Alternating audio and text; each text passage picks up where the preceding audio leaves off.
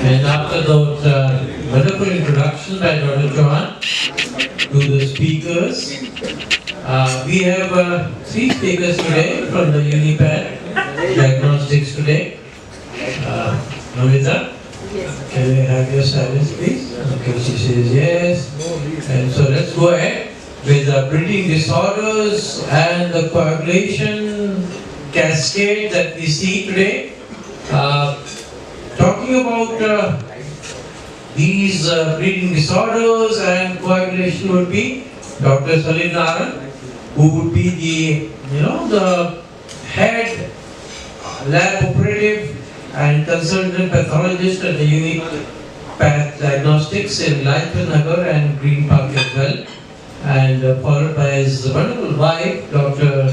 Neha, and not to forget Dr. Gandhi, Dr. Gandhi, who will be talking about how to proceed patients with breathing disorders. So, Dr. Salil, all yours. Go ahead, sir. Thank you so much for your kind introduction, sir.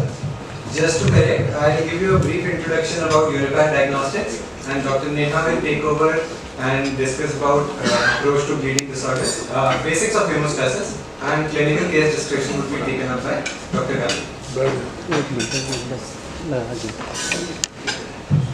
I would love that. We would all love clinical cases. Thank you. So I'll start by thanking PFI and Dr. Chauhan sir for giving us this opportunity to present in front of such dignitaries and stalwarts in their respective fields.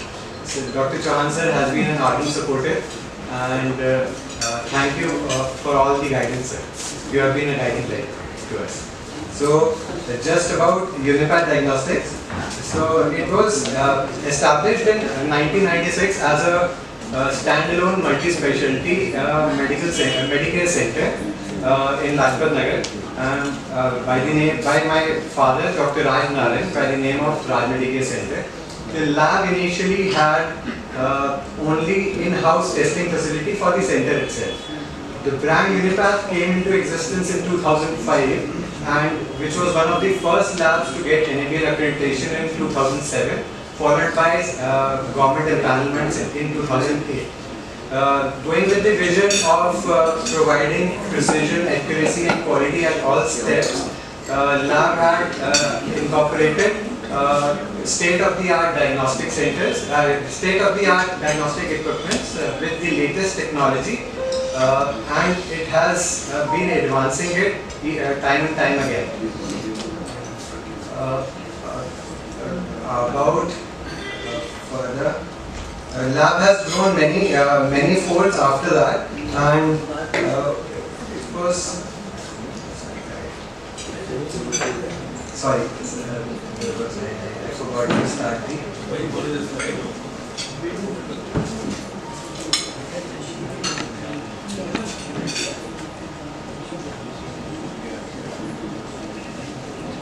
So it was one of the first labs to get NABL accreditation, and it grew many folds, and it incorporated various panels and became the leader in CPAs and insurance companies in the initial years. With the turn of decade, there came a time when there was an exponential growth spurt for Unified Diagnostics, and it became an exclusive diagnostic partner for Aam Aadmi Mohalla clinics pan Delhi NCR in a PPP model with Delhi government.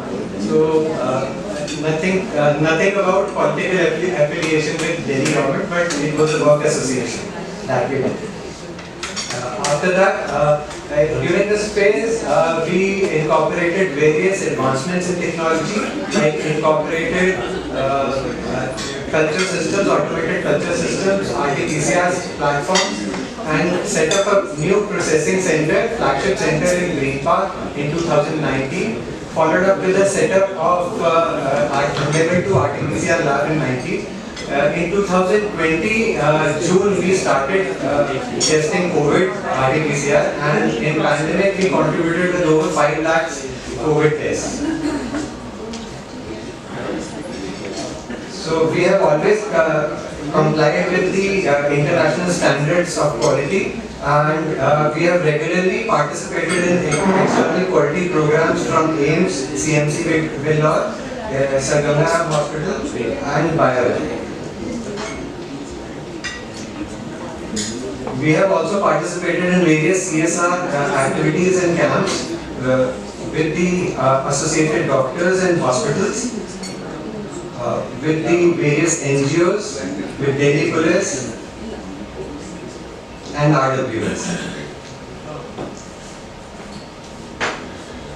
Though awards and recognitions give you an inspiration to keep doing good work, but the biggest appreciation of them all is the customer satisfaction and the patient smile on their faces.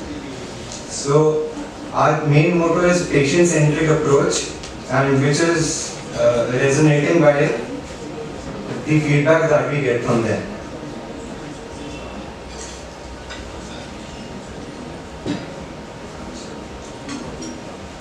Besides this, we also have academic inclination, and during diagnostic testing also we have published a number of publications in index journals. And in the end, we want to thank all of you, all the peers, colleagues and seniors for all their support in Unipath's growth. Thank you. Now I'll invite Dr. Neha to talk on basics of hemostasis.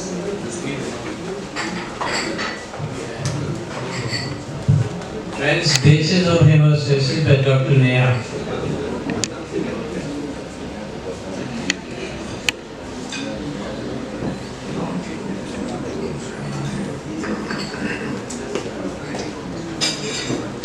Good evening, everyone. I'll be now discussing the basics of hemostasis and just brushing through our basic pathology knowledge. So we all know that hemostasis is actually a combination of processes which help maintain blood in fluid state in the normal blood vessels. The pathological counterpart of hemostasis is thrombosis within intact vessels, and both hemostasis and thrombosis involve three major components. That is the blood vessel, the vessel wall or blood vessel, the platelets, and the coagulation cascade. Now this diagram highlights the sequence of events which are involved in hemostasis at the site of vascular injury. So the initial phase is the phase of the transient vasoconstriction, which is mediated by the localized neurohumoral factors and is further augmented by the endothelin secreted by the endothelial cells. The vascular injury expresses the vascular injury exposes the highly thrombogenic subendothelial extracellular matrix, and this is going to further initiate platelet adhesion. And this is mediated by the glycoprotein 1b9 receptor on the surface of the platelets, which bind via the 1 milliband factor exposed on the extracellular matrix.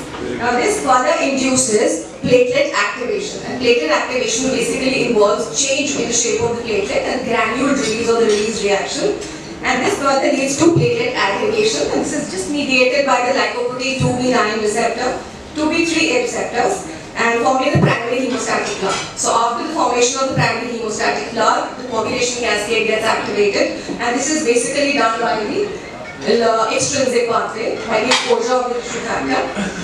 And this leads to the formation of the fibrin polymer and then the cementing of the platelets and the formation of the definitive or the secondary hemostatic plug. Now, simultaneously, the counter-regulatory mechanisms are also going to be activated, and this limits the hemostatic process to the site of injury. And this is mainly mediated by the tissue plasminogen activator. So just brushing up our knowledge of the normal coagulation system as the extrinsic and the intrinsic pathway. Extrinsic pathway involves factor 7 and tissue factor. Intrinsic pathway involves factor 12, contact activation of factor 12, then downstream activation of factor 11, factor 9. This along with factor 8 as the cofactor is going to convert factor 8 of the common pathway, converting prothrombin to thrombin, and then fibrinogen to fibrin, and fibrin ultimately in the presence of factor 13 will form the cross-linked fibrin. The natural inhibitors of coagulation and circulation are all secreted by the endothelial cells, and the important ones are the tissue factor pathway inhibitor, protein C, protein S, along with that antithrombin 3. Now antithrombin 3 we need to remember, as subsequently I'll be talking about that, it's going to inhibit the activity of thrombin, factor 11, factor 9 and factor 10. Protein C and protein S, they are going to inhibit the activated factors 5 and factor 8. And tissue factor pathway inhibitor is going to block the factor 7 and the tissue factor pathway. So just having a brief idea about this, the bleeding disorders can be classified based on whether it's a vessel wall abnormality, it can be a platelet defect, or it can be a clotting factor defect. So general approach to investigating a patient is, first we have to suspect whether the patient has a bleeding disorder or not. So he can present with repeated episodes of bleeding, or they can be bleeding from more than one side, or they can be a spontaneous onset of bleeding, or the bleeding is disproportionate to the degree of trauma. So this basically helps us to find out, yes, the patient has a bleeding disorder, so then we go on to the specifics, we go on to the screening test, and based on the results of the screening test, we perform some specific tests and then arrive at a diagnosis. Now, clinical history plays a very important role. The type of bleeding, whether it's spontaneous or it's following a trauma, whether the site of bleeding, whether it's a superficial bleed or it's a deep bleed. Then the duration, whether it is childhood onset or it had an adult onset. Then family history also plays a very important role. Then we also need to have a history of systemic illness or the drug intake or some infection or liver disease. So the superficial mucocutaneous bleeds are the petechiae, pupilla and ecchymosis. We all know this, and we can differentiate on the basis of the size. The smallest being the petechiae, which are like less than approximately 1 to 2 millimeter in size. Pupilla are around 3 millimeter to 1 centimeter, more than 1 centimeter in ecchymosis. These are deep-seated joint bleeds. Now, based on the clinical features, we can differentiate the platelet defects from the clotting defects. Like the site of bleeding, the superficial mucocutaneous bleeds, they are going to be more commonly seen in a platelet defect. While the clotting deficiency is more commonly seen, clot is associated with deep-seated bleeds, like a joint bleed or an intramuscular hematoma or a hemochromatosis. Bleeding after surgery, if it's mild and immediate, then it points towards a platelet disorder. While if it is delayed and more severe, then it indicates a clotting factor deficiency. So I've already described, like, when we work up a bleeding patient, first we perform some screening tests and then we go on to some specific tests. Screening tests include the CBCs, the peripheral smears, bleeding time, clotting time, prothrombin time, APTT, mixing studies and thrombin time, and then we go on to specific tests based on the results of the screening tests. Now the platelets, we all know, are the dish-shaped anucleate cells around 2 to 4 micron in size. In the peripheral smear, the normal range is around 1.5 to 4 lambda, and the lifespan of a normal platelet ranges from 8 to 10 days. Now bleeding time measures the time required for the blood bleeding to stop from a standard wound on the puncture. Standard puncture wound on the skin. It's basically assessing the primary hemostasis, which is the integrity of the vessel wall and platelet defect. 3 methods are used for assessing the bleeding time, and the most commonly used method is the IRES method.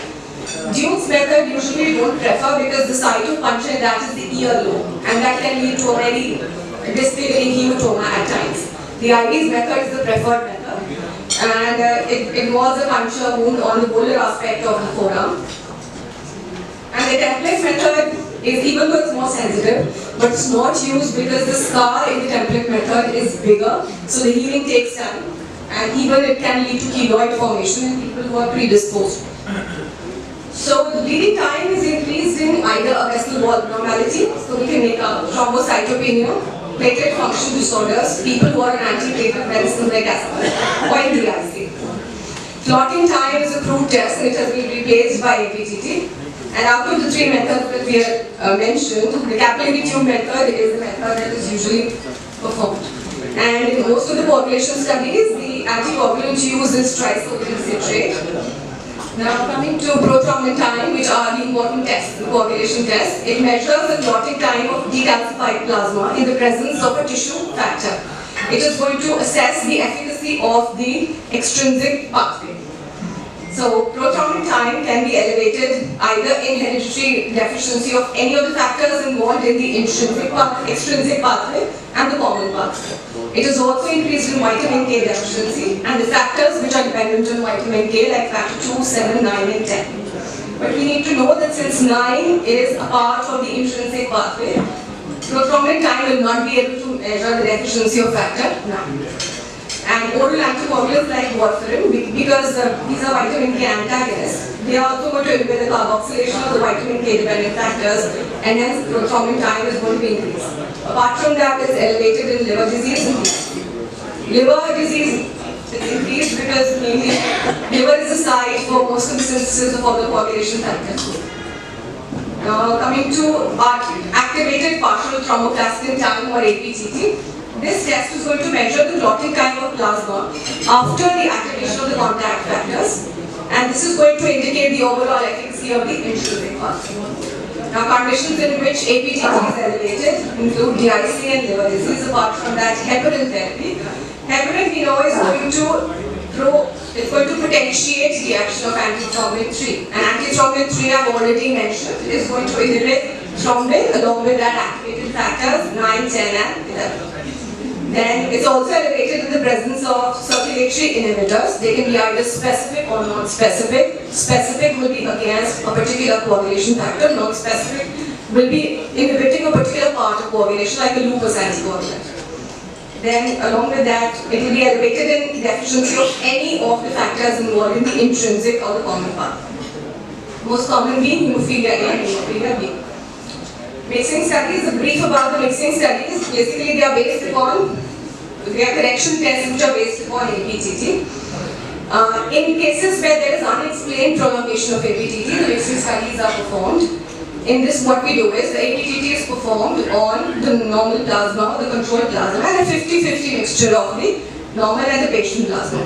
If the APTT is getting corrected, and the APTT is repeated even after 2 hours. If it remains corrected, it indicates a coagulation factor deficiency.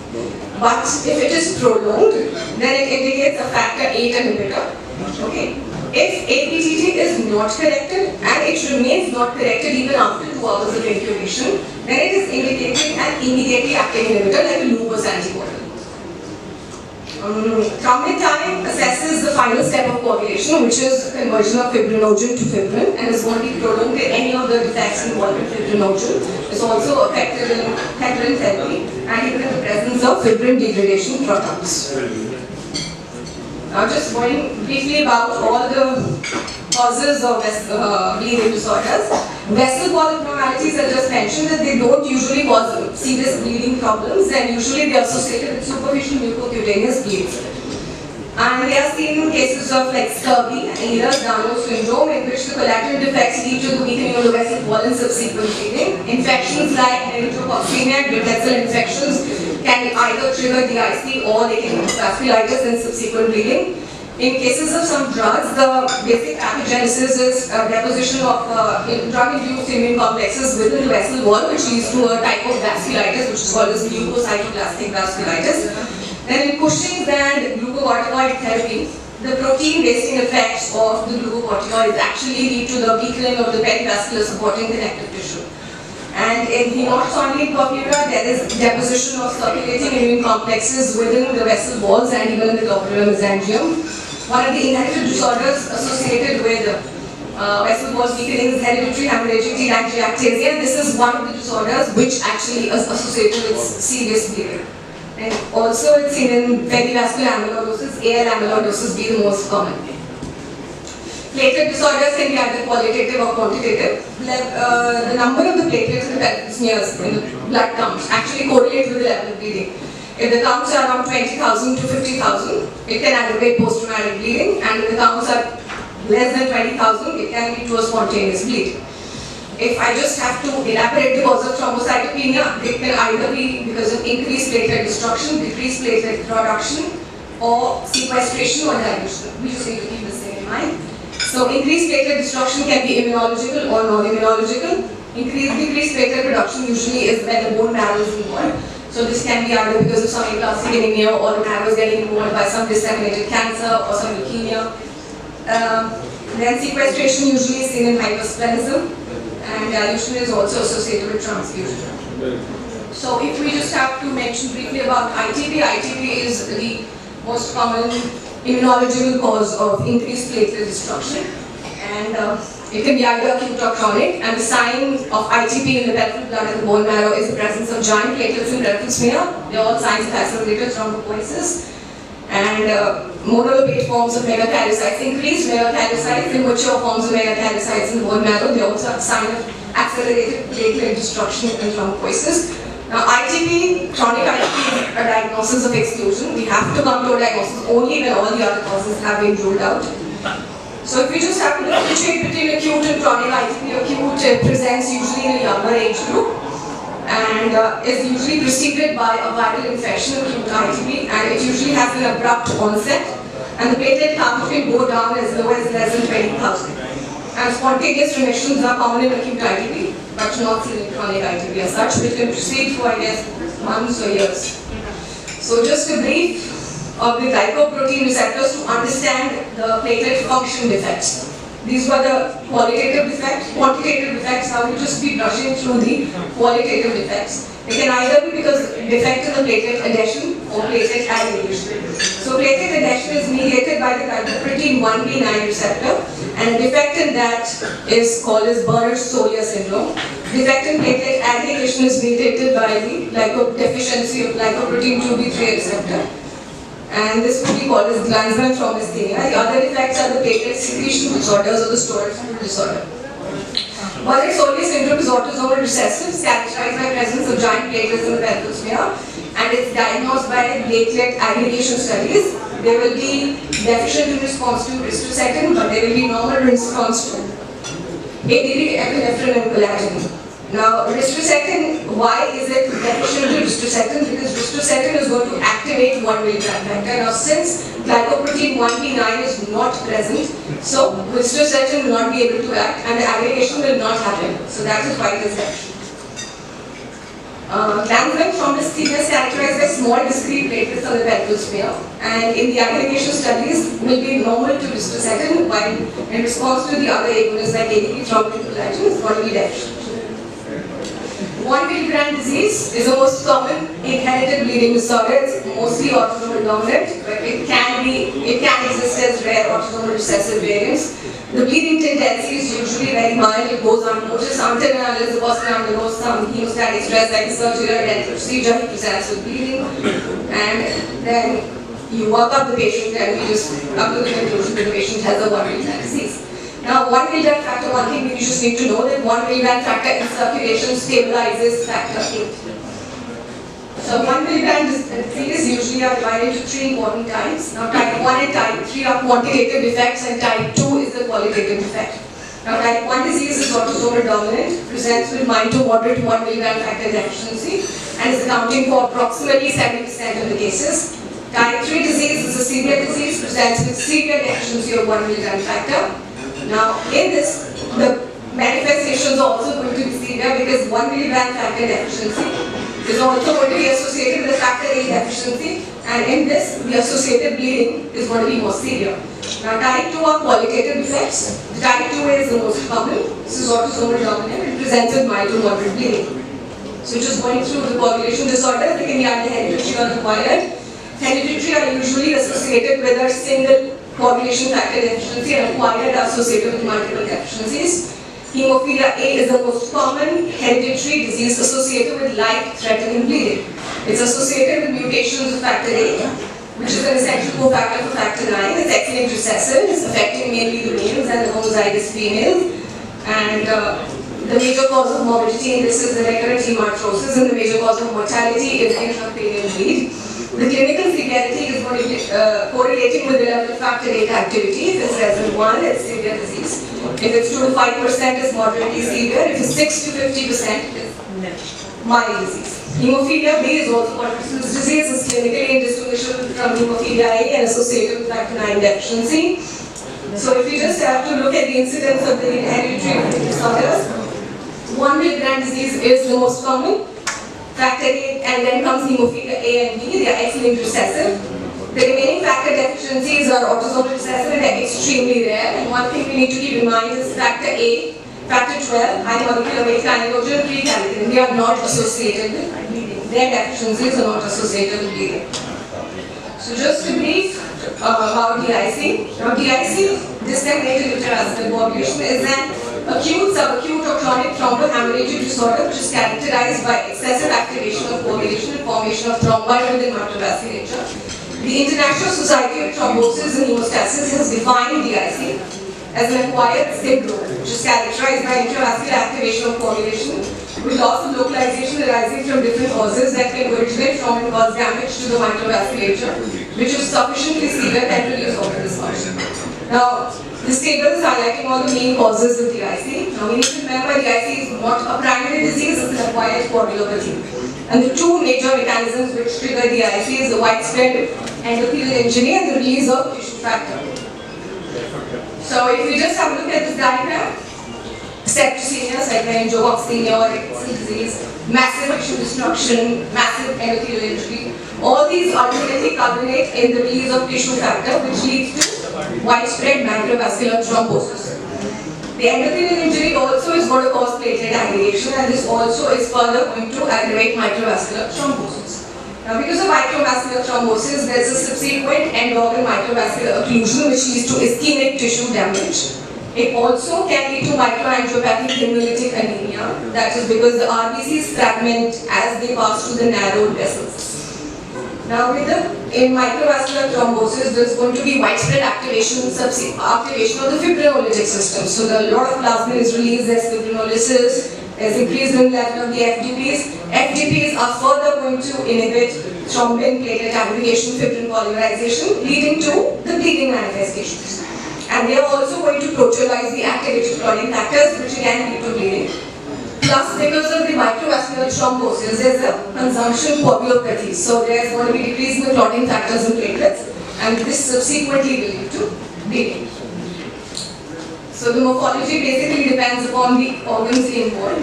So they have been basically divided to acute and chronic DIC. Acute DIC mainly follows obstetric complications in following a major trauma and it's usually dominated by bleeding, while chronic DIC is compensated form of DIC and it's mainly seen in disseminated cancers and more commonly presents with thrombotic complications. DIC is one of the conditions in which all the screening tests are deranged. DIC also is associated with a scoring system. ICH has given a scoring system. And there are some parameters which are followed in that, and the overall score is less than 5, it's a local DIC, and if it's more than 5, it's an over DIC. This table, this diagram is just highlighting the talk that I've given right now.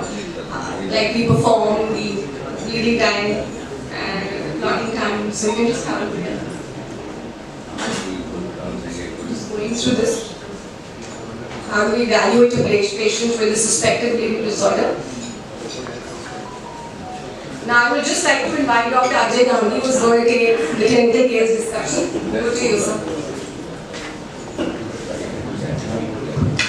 So after that lucid intervention, talk about invite Dr. Ajay Gandhi. He is going to talk about some interesting cases probably. Dr. Gandhi? Yeah, Namaskar everyone. Thank you. Thank you, Physicians of the Foundation of India, Chopra sir, Unified Diagnostics for giving me an opportunity to represent Boston Academy and the kind of work that we do. I will not be discussing cases here. I will start with a case and we will build a lot of cases out of a single case. So my request is that let's keep it more interactive. We will be talking a lot of practical daily basis situations we will be touching over. I would request your inputs as much as possible throughout the session.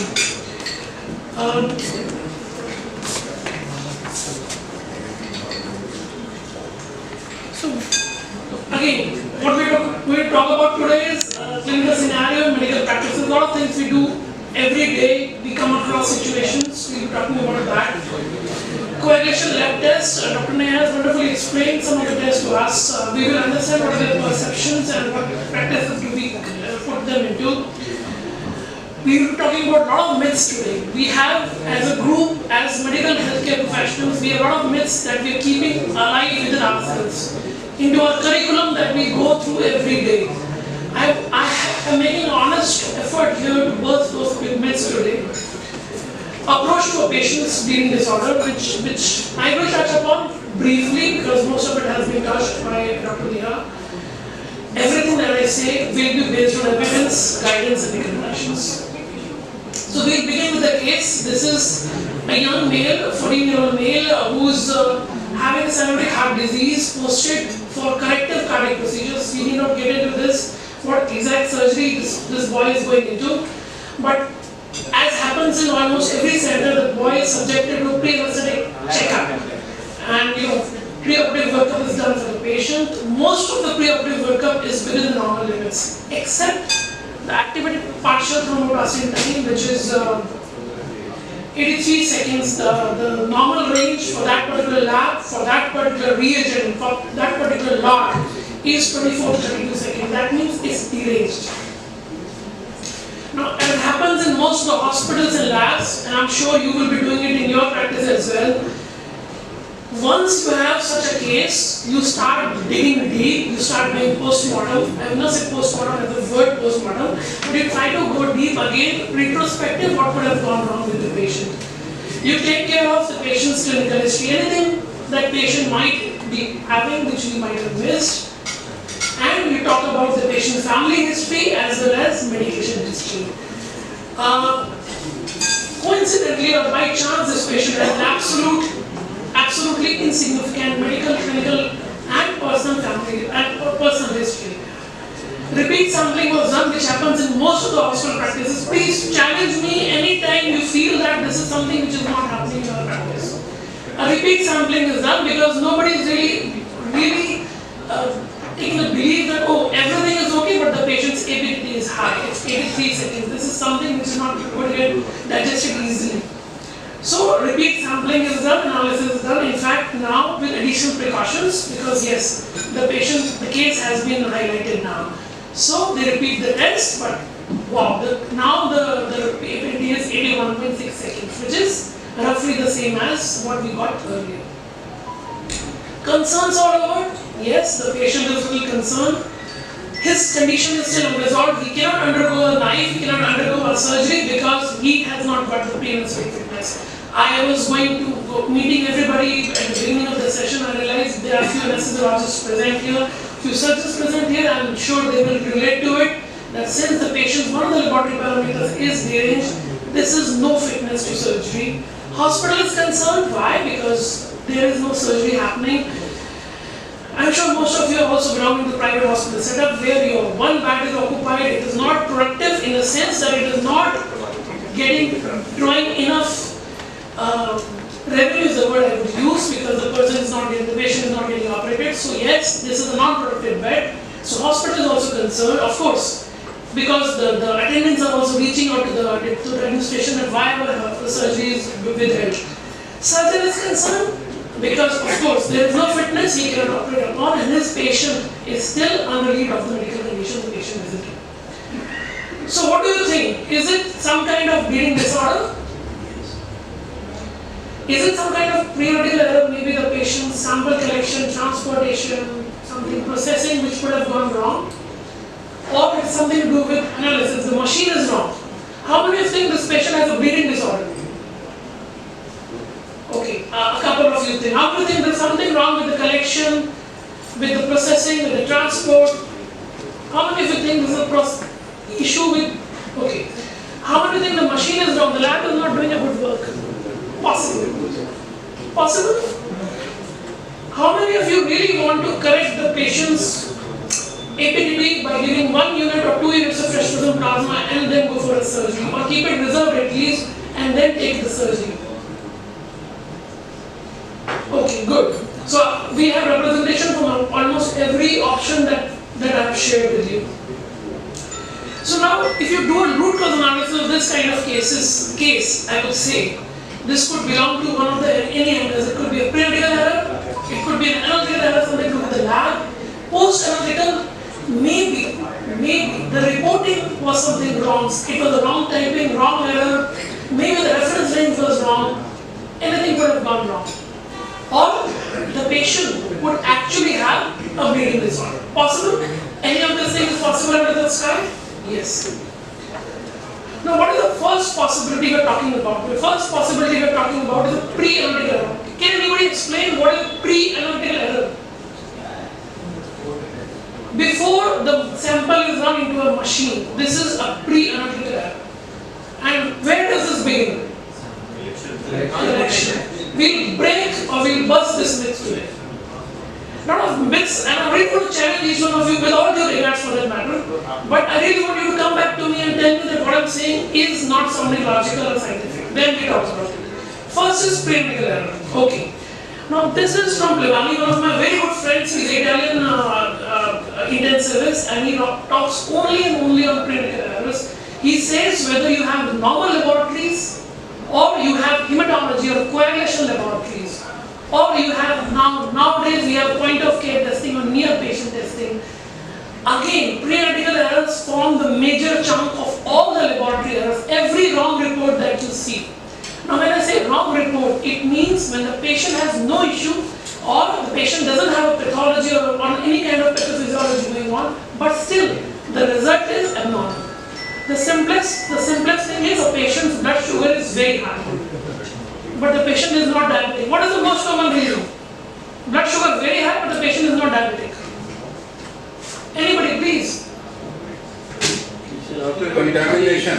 Anything, contamination. The patient could have, just consumed something very sweet. He was not fasting. Anything would have led to that. This means there is something wrong with the pre-analytic phase, which is resulting into a wrong kind of report.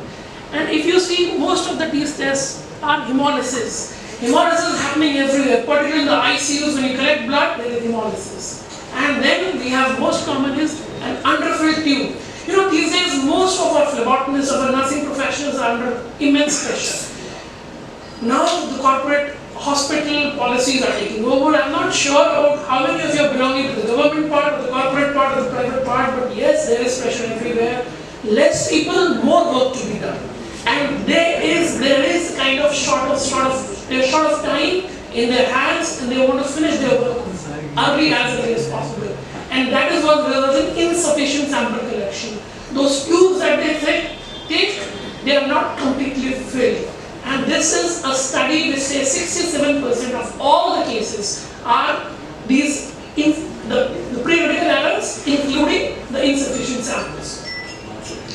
Now this case, first possibility is the tube was underfilled. In fact, today I want to share with all of you the most common reason across the globe for isolated prolonged APTT is an underfilled tube. It has got nothing to do with patients. No brain disorder, nothing. The most common reason, everything is data, I just showed the data. It is an underfilled tube which is leading to a prolonged APTT. And we are all scratching our heads, what's wrong with the patient? It's an underfilled tube. I don't want to go into because this is not a lecture on pathology as such, but yes, every time you collect the sample less, you disrupt the volume or the ratio between the anticoagulant and the blood that you collect. And every time you disrupt it, there is an excess of anticoagulant in the sample, and that results in over anticoagulation of the sample, which results into a prolonged time. And we look a patient as maybe the patient has some kind of bleeding disorder. Now, you must be thinking, what has it got to do with us? Why are we really bothered about something which is pre-analytical? Now, I don't know how many of you have seen Sarabhai versus Sarabhai, but there is one very common dialogue with this guy who says, let me explain. So let me explain this to you now. What is this got to do with you, which is essentially a patient integral factor. Now, we must go back to this patient. This patient is a cyanotic heart disease patient. And what is the most common finding in a cyanotic heart disease patient? We have some cardiac anesthesiologists, people, intensivists here. The patient has a high hematocrit. Why? Because the body is trying to fill up or cover up for the lack of oxygen supply, and that is the reason the patient has lot of RBCs, lot of hematocrit, which is carrying additional oxygen to cater to the supply, to cater or supply to the end organs and tissues. That is the reason we have more hematocrit, and that is roughly the same situation as an underfilled tube. Every time you have an underfilled tube or your patient has a high hematocrit, every time you have a high hematocrit, the plasma volume goes low, the overall anticoagulant is going high, and that is the result why you have a prolonged APT. Now, why I want to discuss this with you is every time you receive a report or an information that your patient's APT is prolonged, please ask your ward, your resident, your nurse, whoever is this or your laboratory, that what is the hematocrit of the patient? Maybe it has got something to do with the high hematocrit, which is altering the patient's ratio between the anticoagulant and the plasma, which is causing a high APT in the patient. So this is just to give you an idea. There are a lot of laws and a lot of policies which you can do correction. I'm not getting into this. Every time your patient has a hematocrit more than 55%, the new study on the bottom says 60% is also okay. Every time you have a patient with a hematocrit more than 55 or 60, please ask the lab to repeat with a correction. That is how you will realize if my patient's APT is high because of something to do with this, or the patient is actually pathophysiologic, which is resulting into a prolonged APT in this situation. Third possibility is a coexisting pathophysiology. Now this patient is a cyanotic heart disease patient. What other pathophysiology in a 14-year male could be there, which could have resulted into a prolonged APT? Which is ideally the second most common cause of prolonged APT across the globe. And again, I'll share guidance and evidence for everything that I talk. Alright, so most of these patients have acute phase reactants. These patients are posted for surgery, there is stress, all of them are secreting what we call as acute phase reactants. Acute phase reactant, CRP is an acute phase reactant, RA factor is an acute phase reactant, fibrinogen, D-diagnosed, factor VIII, these are all interleukin 6, procalcitonin, these are all acute phase reactants.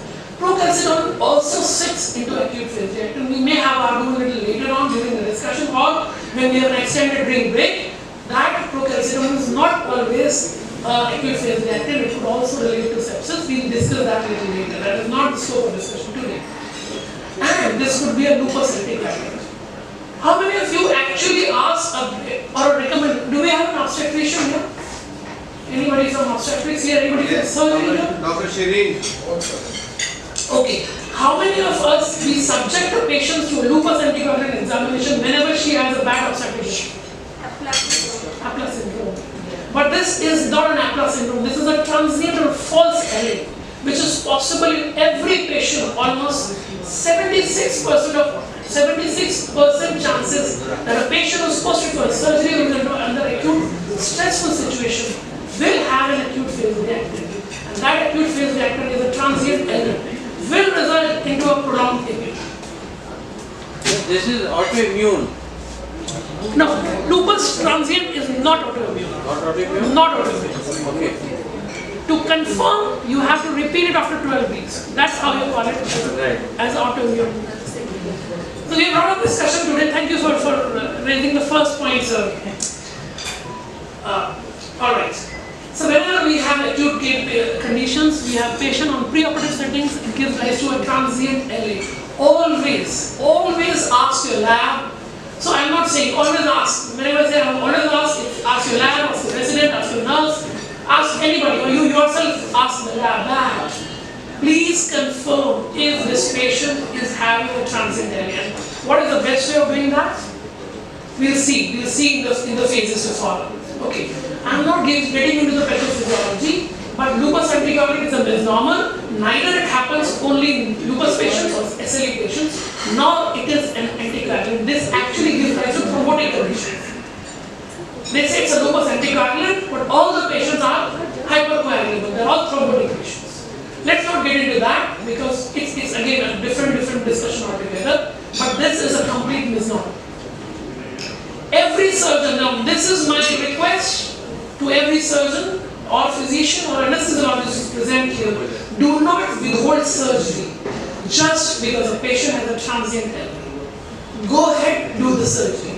What can you do instead? We'll see in the coming slides. But this should not be the reason for you to hold your patient's surgery. We have a lot of discussion that is pending, and I would love to encourage more discussions on this. Now, this lupus anticoagulant or true or transient anticoagulant, the difference between that we are trying to find out. We talked about CRP being an acute phase reactant. Now, in roughly 64% of all cases, a patient who has a raised CRP will also have a transient element.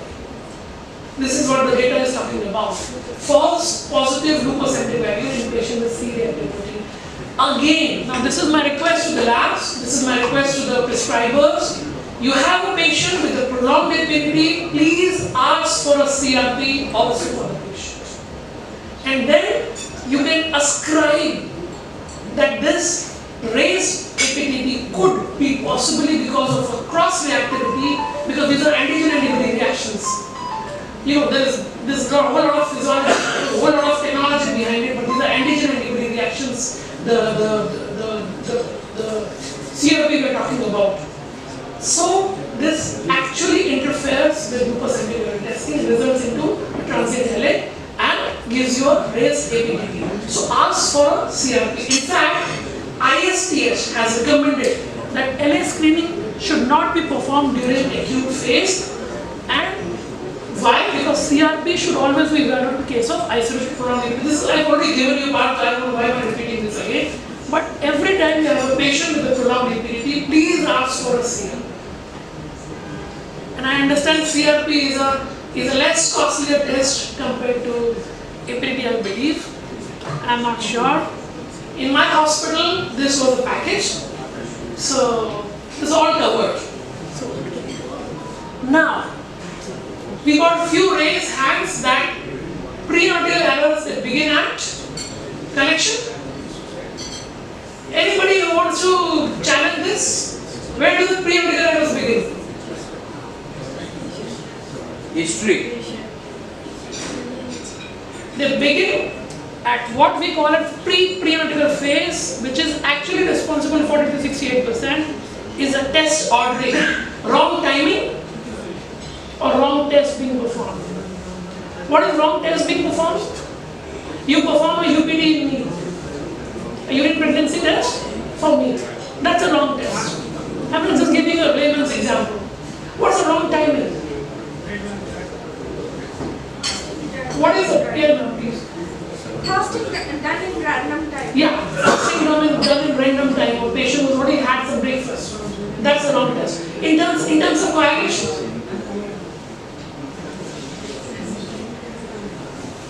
patient is on oral contraceptive. Patient is on oral anticoagulant therapy. We have to do a APT in the patient. We have to do a lupus anticoagulant in the patient. What is the best time? A patient has a stroke 3 days ago. Would you recommend thrombophilia check panel to the patient? Protein C, protein S, antithrombin, lupus anticoagulant? Yes, no. No, you wait for 3 to 6 months. Because the patient's hemostatic physiology is what altered. You cannot trust. But still, we do not say no. Why? Because if the test is normal, we can go ahead and say everything is normal.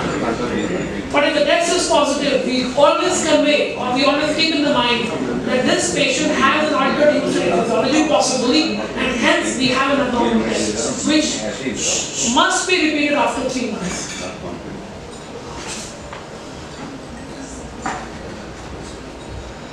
Okay, a patient on anticoagulation. This is a wrong time. If you look at, there are a lot of anticoagulants I'm talking about, a lot of tests. We have APD, PD, antithrombin, PCPS. You see only in case of APDT. It is prolonged in case with unfractionated parent. Prolonged or there is no effect in case a patient is on no motivated parents. A patient on vitamin K antagonist will have a prolonged APDT, can have a prolonged APDT, most likely will have a prolonged APDT, but can have a prolonged APDT as well. Dapicartran, which is a direct thrombin inhibitor, the patient's APDT will be prolonged. A patient on rivaroxaban, apixaban, and roxaban, again, the patient's APDT will be prolonged. So what is the best time to do this test? A patient is on dabigatran. What is the best time to get the patient sample collected? Anybody who's within physician side or intensivist side or hematologist side? How long do you wait?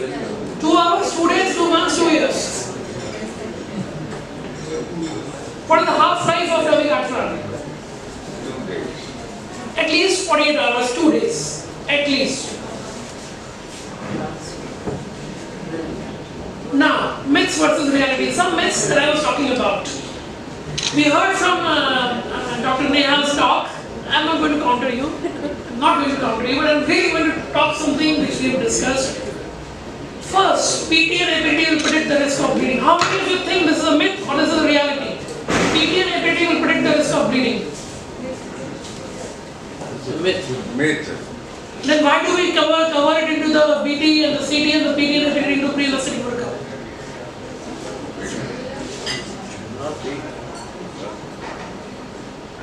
Do we have these tests or do we do not have these tests in the pre-anesthetic workup?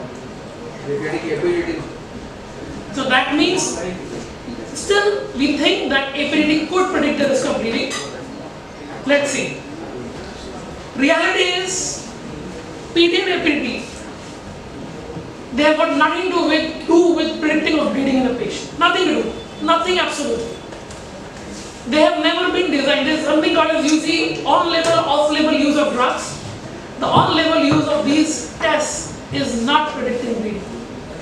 They are screening tests for patients with history. So I talked about it. Who have history, and then you want to find out if the patients both. I'm not saying these are different castes. These are different pathways. Yes, extrinsic and intrinsic. For our sake of simplicity, we have called them as separate pathways. But we know these are now a myth. We have cell-based model now for last 15 years. There are no more different extrinsic and intrinsic pathways working in isolation or in silos. PT and APT are screening tests in patients with a relevant history to identify bleeding tendency.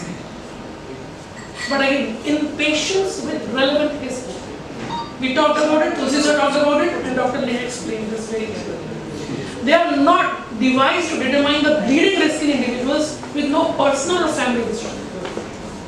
And they are not devised to assess bleeding tendencies in patients who are undergoing surgery or any other kind of intervention. In fact, this is from Anesthesia Journal. Now, everything that I say today has a backing in the form of clinical evidence that I'm sharing as much as I want, as much as I can in the background. A good clinical history and physical examination represent the best method of screening for the presence of the disease. The first and foremost, if you have to pick a patient with a possibility of having a bleeding tendency or bleeding disorder, is a meticulous history and a good physical examination. Performing routine laboratory tests in patients who appear healthy after such screening is invariably of little use and a waste of resources. I will not go anything further because this is something that got to do with health economics, but it doesn't work in India. So I'm not talking about the second. What is the medical legal position? We have to document something. I am giving the documents to you, sir. I am giving the documents to you. It is in the evidence. I am going to challenge the curriculum also today. Let's walk for next 15-20 minutes. We will even challenge the medical education curriculum in the country. Trust me, 2 vote का और हो जाए. मेरी 1 हो चुकी है. मैं juice नहीं पी रहा था. ठीक है. But let's challenge the medical education curriculum. Let's finish. We'll have some questions and answers. Okay. Prolonged PT and APDT is due to inherited deficiency of clotting factors. Mixed reality. Patient with prolonged PT, factor 7 deficiency. Patient with prolonged APD, factor 8, factor 9 deficiency. Myth, reality. Yes. This is all myth. The reality says very clearly, a patient with prolonged PT very rarely will have a prolonged factor 7 deficiency. Very rarely.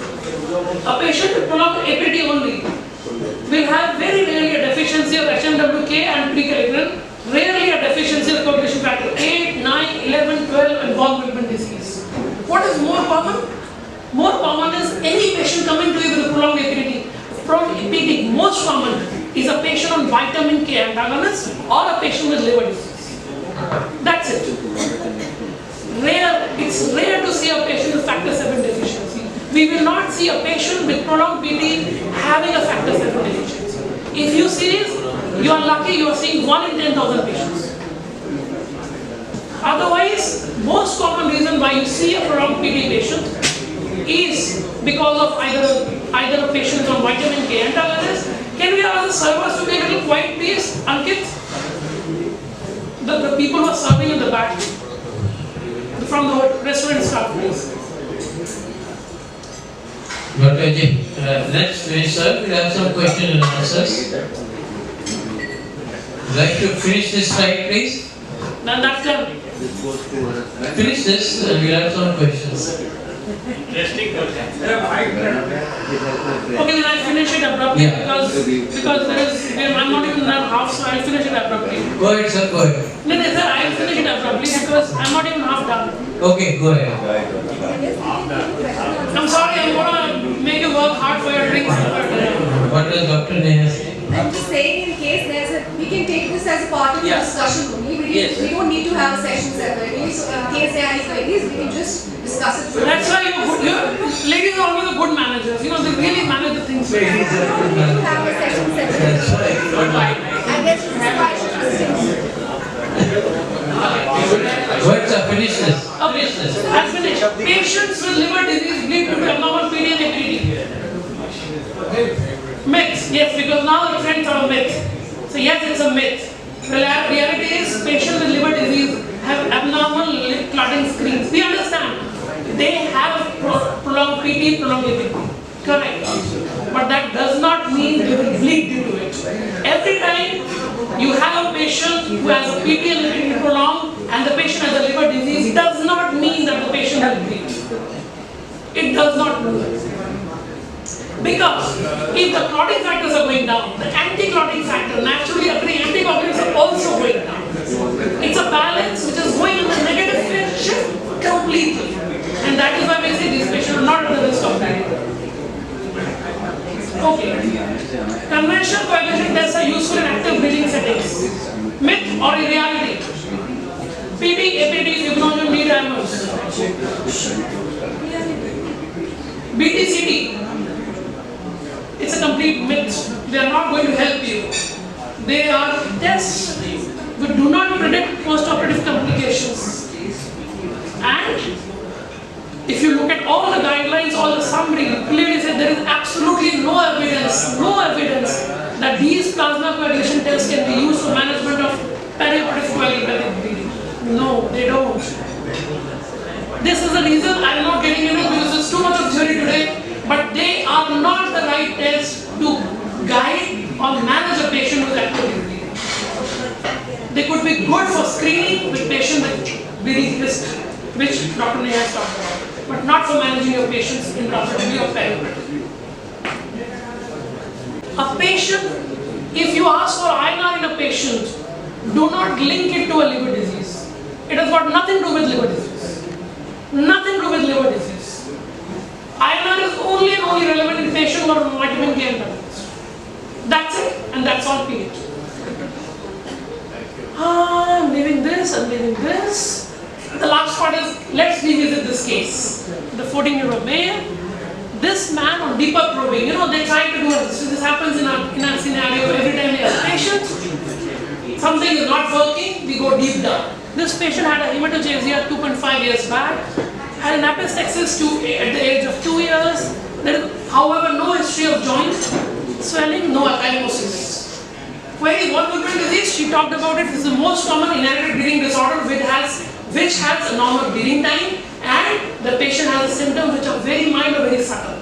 This is such a kind of patient. It only gets discovered when we have a patient who's having a challenge or is undergoing a surgery, going for a preoperative work. This could be a one movement disease. Possible? Yeah. Okay, the investigations are repeated. We have APD again 83 seconds, fibrinogen is normal, platelet count is normal, PT is normal. That is where comes the role of complete medical history. We did not see this. Now, looking at this, we do a patient's mixing study, and mixing study Dr. Neha has talked about. Always ask for mixing study of your patient with a prolonged PD or a prolonged APD. This is very, very important. If your patient has a factor deficiency or your patient has an inhibitor which is working. So request the lab for a mixing study. Again, since the mixing is normal, that means this patient has neither factor 8 nor factor 9 deficiency.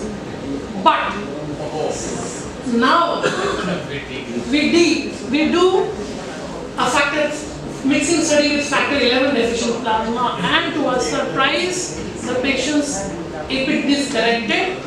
We do a factor 11 assay which comes out to be 1%, normal value should be 150%. And what I want to say here is this is a patient with factor 11 deficiency, which is a rare bleeding disorder. There is no correlation between factor levels and bleeding occurrence. This has to be recorded. It may present late, it may not present at the time of birth or within the first few years of life, and it could look like a von Willebrand disease, which is the most common inherited congenital bleeding disorder. This is just to give you an idea. I'm open to questions. Like what are the tests you should do preoperatively? Sir, my question now.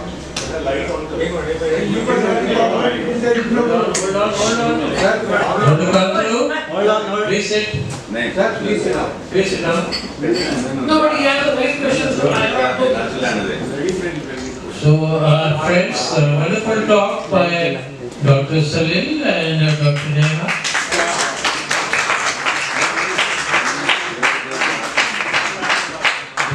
Before I could say, Dr. Ajay Gandhi, you clap. So let's start clapping again for Dr. Ajay Gandhi.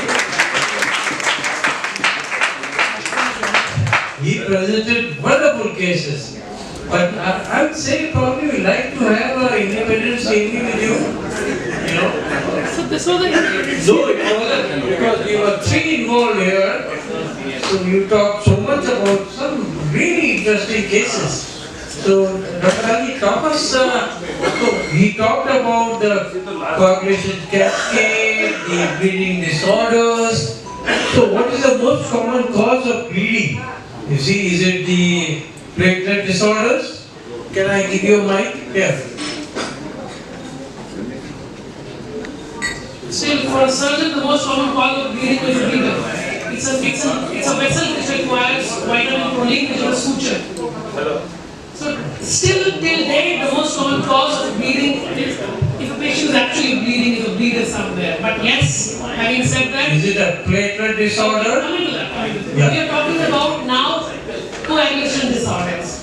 Again, we are inherited and acquired. The most common inherited disorder is von Willebrand disease, which could be, may God forbid, in any one of us. But it will remain silent. It will only manifest itself when we have a challenge. Anything that challenges our hemostatic physiology, it could be a childbirth for females, it could be a surgery, it could be a trauma, it could be a kidney disease, it could be a kidney infection, it could be a liver infection. Whenever our hemostatic physiology is challenged, that is where von Willebrand disease becomes manifest. And until then, the patient may remain absolutely symptomless. You talked about inherited, what about acquired? Is the common acquired disorder? The most common acquired reasons of bleeding is antiplatelet drugs and anticoagulants, which is vitamin D, which is warfarin. This is the only, we have less number of cases, very less acquired hemophilia, which is because of inhibitors or which is because of lupus anticoagulants. Sir had talked about hemoglobins, we talk about it later. But again, an antiplatelet drug running in a patient or a patient with anticoagulant, most likely warfarin. That is what results in the bleeding situation. These are the acquired causes of it. Again, most common reasons being is of an abnormal test is not a patient's pathophysiology. It has got to do with something to do with prenatal error. Analytical errors, friends, probably, in coagulation testing, hemolyzed samples, ectric samples or lipemic samples. Talk about these three. So, The incidence of Hemolytic samples, ictic samples, lipemic samples. together they are known as HIL. Hemolysis is the most common reason of a laboratory error, which is up to the extent of from 44 to 72%. Again, this happens in everywhere. It happens in OPD settings, it happens in IBD settings, ICU settings, everywhere. And hemolysis affects the result of our coagulation. Why? What is hemolysis? The breakdown of RBCs, and whenever you have a patient with breakdown of RBCs, the contents are getting out, poured into the blood, and that plasma is having an activation of coagulation cascade, which is resulting into a abnormal bleeding, coagulation test result. So, Dr. Gandhi, talk us about the D dimer. You see, it's been a marker of thrombosis, and increased levels are seen in DVTs, pulmonary embolisms, DICs, but has a reputation of being, not too good because it's non-specific, extremely elevated. See, levels seen in cancers. Talk us about D dimer. We tested D dimer levels in COVID. You see, so talk us a little about the dimer in the coagulation pathway. Before I begin, I would say the first guideline on D-dimer testing in India, I am the primary doctor. Sir, my bad because I want to post talking, I am the primary doctor.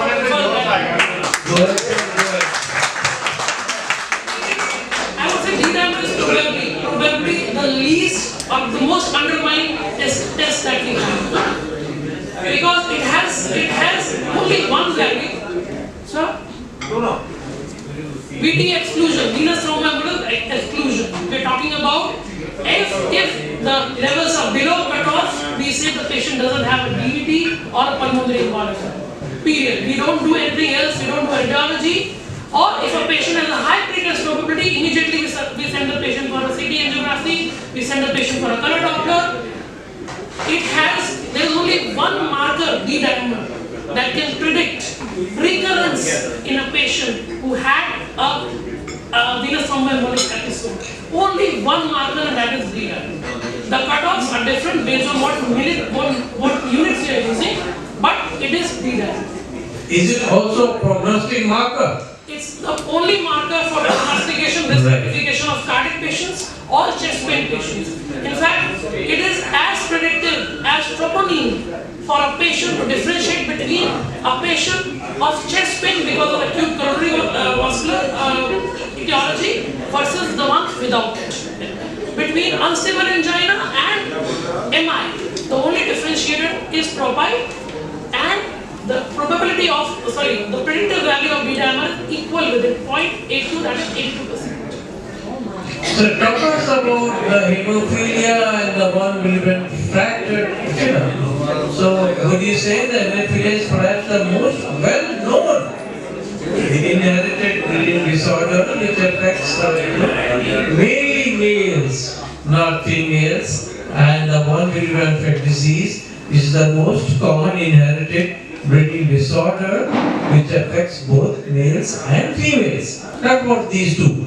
Hemophilia and 1 milligram factor. So we talked about 1 milligram disease. It is the most common inherited bleeding disorder. It will remain mostly silent. It will not manifest itself unless the patient gets challenged in terms of its hemostatic physiological status.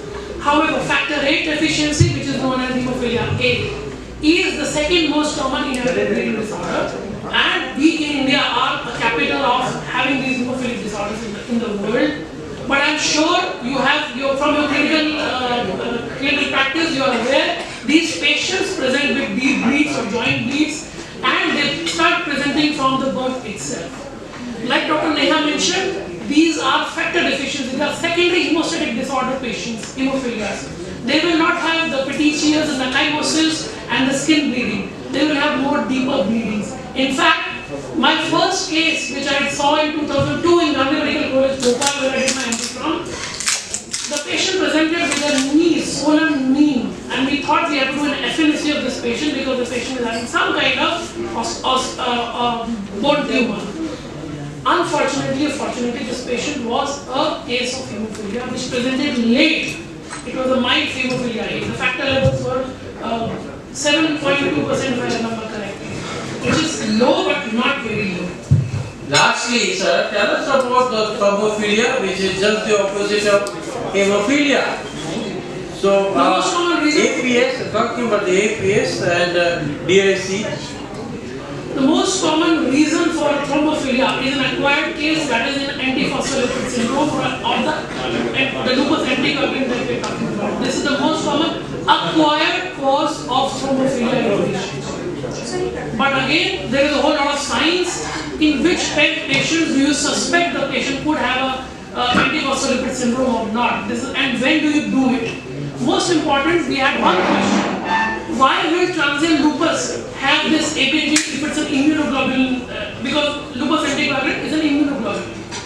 It has nothing to do with the physiology. It has got to do with what testing methodology you are using. I said CRP. CRP uses a antigen-antibody reaction, and similarly, lupus anticoagulant will have the same effect on the platelet membranes. It's an anticoagulant. With the immunoglobulins, they bind to the phospholipids on the platelet surfaces and they activate it. That's why they call it clotting. In the lab, they will engage it, and that's why they will result into a prolonged bleeding time, which looks like a bleeding disorder. A prolonged liquidity, but the patient inside the body will have a clotting or thrombotic tendency. What about DIC, sir? So Disseminated intravascular coagulation, which causes uncontrollable bleeding and thrombosis. My last question before Dr. Amish takes over. So DIC is essentially three phases. What we usually see, by the time the patient manifests, it is the fulminant phase of DIC. Most of the DICs begin with a hypercoagulable phase. Most of it, which is an impending DIC or thrombotic state.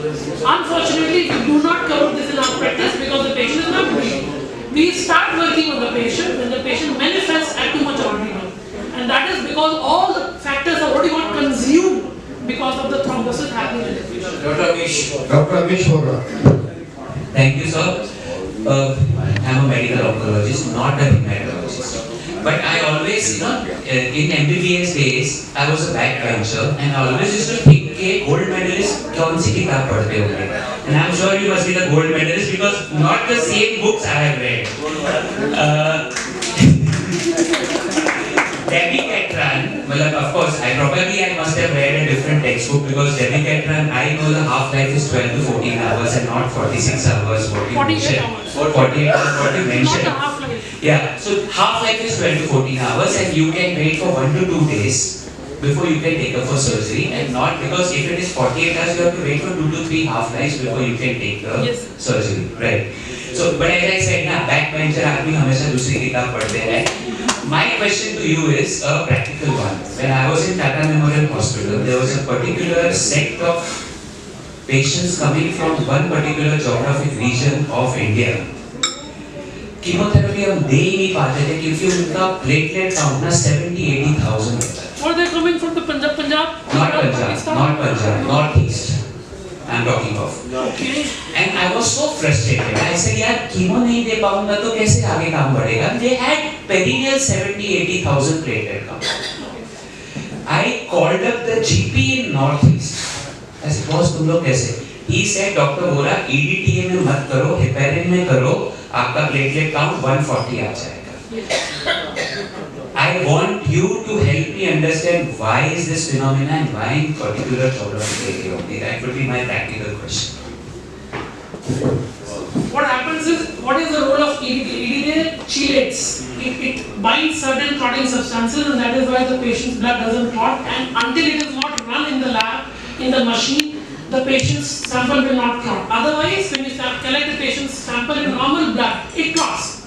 That is what hemostasis is all about. The moment the blood is out, it has to clot.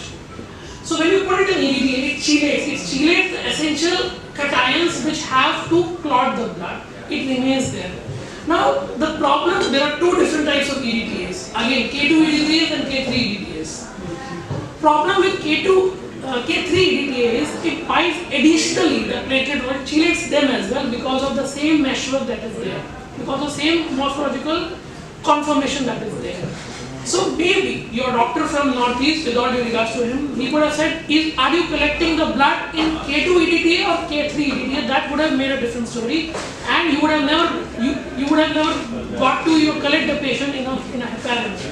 Because I would again say heparin is not the ideal anticoagulant to do any kind of testing in a patient, including CBC. So I read about this.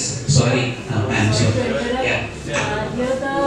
If you see the peripheral smear, you can see the clumps. Exactly. And here in few cases, what I used to do, if I am seeing the clumps and in the machine the platelets are coming low, I have often done with the heparin. So I read about it, but mine was just theoretical knowledge and remember backbencher knowledge. So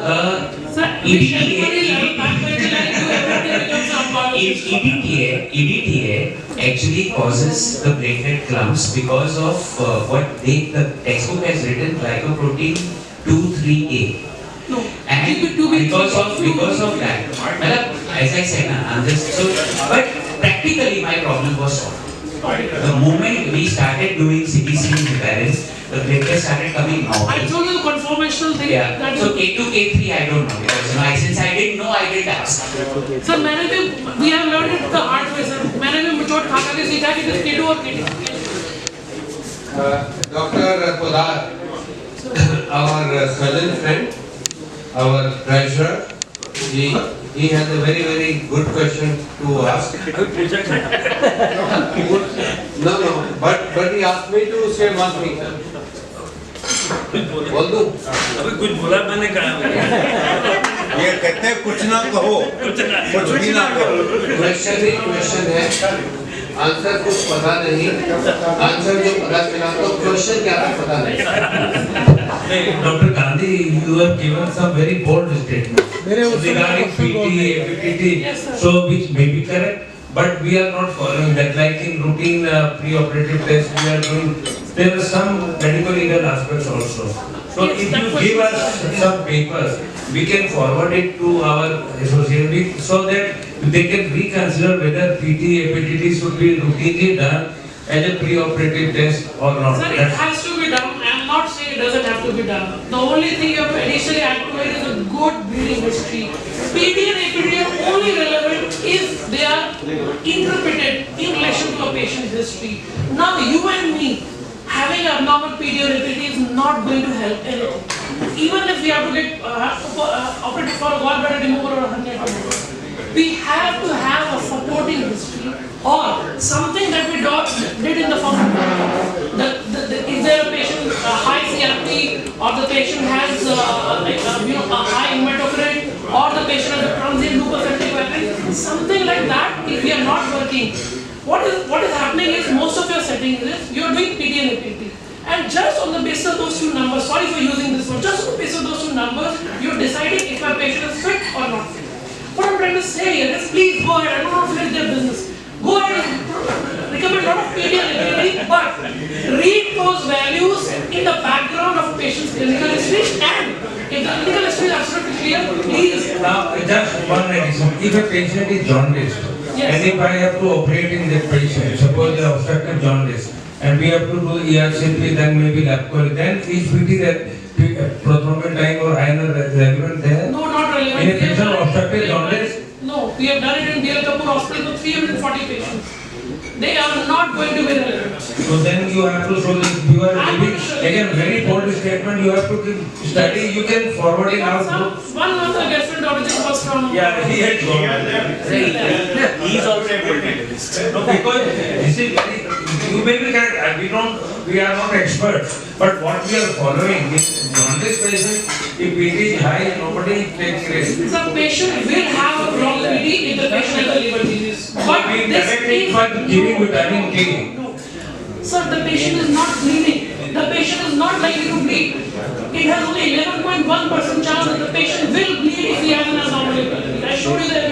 11.1% chance, suppose patient comes in that category. So it has to have an extra. If the patient is bleeding or likely to bleed, we will do it then also because the patient's liver failure, he is already having liver failure. Okay, I think we will have discussion later on because I think immediately there may not be any. Sir, Dr. Palar sir. Before that, I will go to Dr. Alapara. He had a question. Sir, I am a surgeon I'm an ENT surgeon in fact. So I deal with extensive patients who have been on aspirin, on blood thinners for quite long.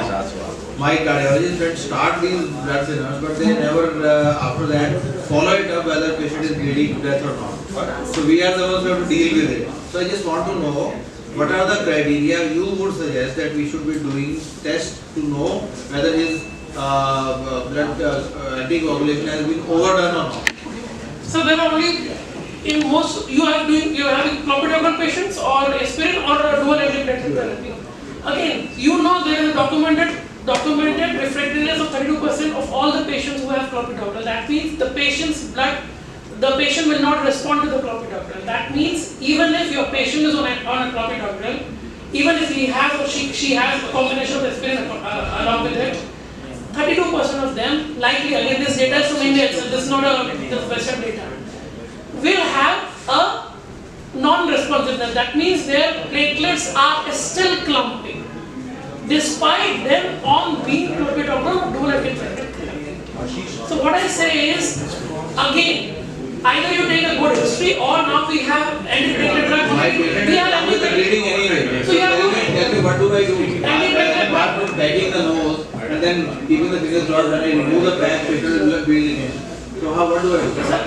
If you want to really test, you want a medical legal evidence, you need a antiplatelet drug monitoring device which is there, which is a point of care test.